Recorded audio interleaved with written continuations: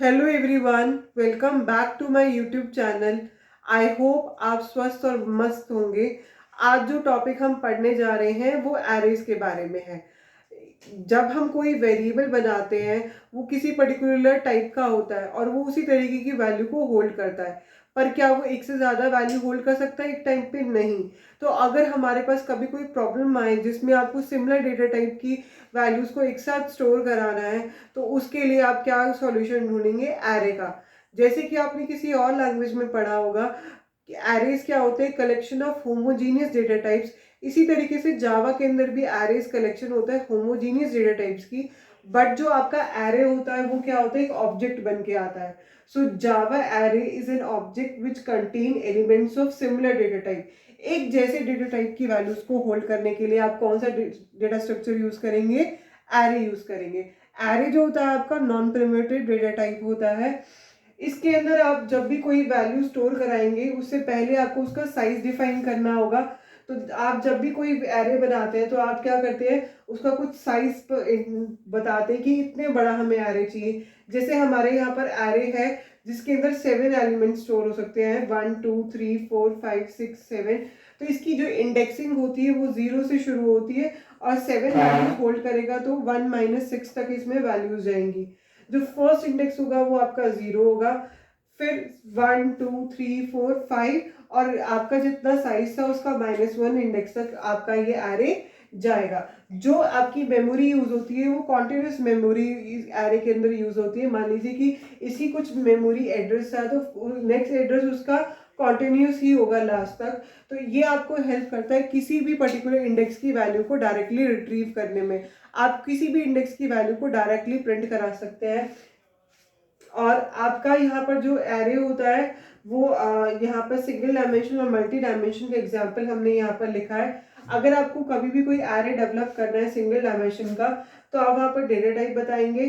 फिर आप square bracket पहले भी लगा सकते हैं और बाद में भी लगा सकते हैं। जैसे यहाँ पर मैंने पहले लिखा है और यहाँ पर बाद में लिखा है। उसके बाद आप क्या दोगे?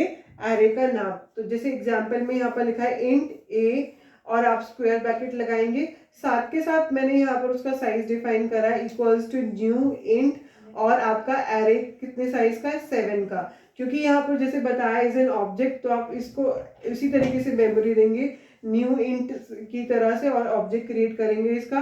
अब ये जो वैल्यू होल्ड करेगा वो 0 से लेके 6 इंडेक्स तक की वैल्यू को होल्ड करेगा। इसी तरीके से अगर आप मल्टी डायमेंशन एरे बनाना चाहते हो तो आपकी मर्जी है कि मल्टी डायमेंशन में आपका जितना डायमेंशन है उस हिसाब से स्क्वायर ब्रैकेट्स आएंगे। आप स्क्वायर ब्रैकेट डेटा टाइप के साथ भी लगा सकते हो और वेरिएबल के नाम के साथ भी लगा सकते हैं। तो हमने यहाँ पर int a square brackets equals to new int और जो हमने एरे बनाया वो 3 × 3 का बनाया। तो 3 × 3 का जो एरे है इसकी इंडेक्सिंग कैसे होगी मैं आपको बताती हूँ।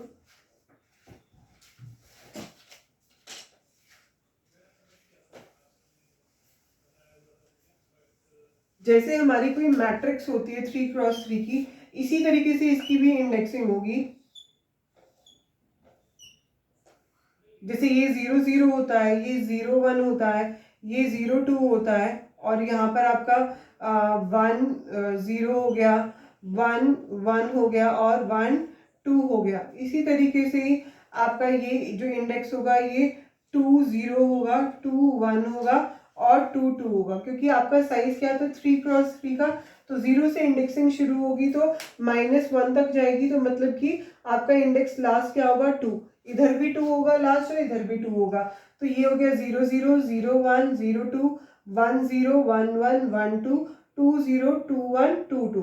तो इस तरीके से आपके एलिमेंट स्टोर होंगे इन पर्टिकुलर लोकेशंस पे। अगर आपको कोई भी वैल्यू को रिट्रीव कराना है तो आप उसको डायरेक्टली प्रिंट करा सकते हो। ए मान लीजिए मैं डालती हूँ 1 और 2, ठीक है।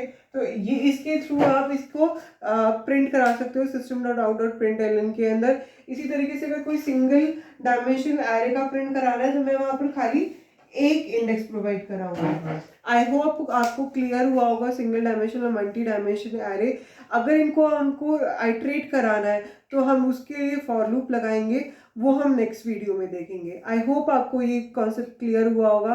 Thanks for watching and please subscribe to our channel and please hit the like button. Namaste.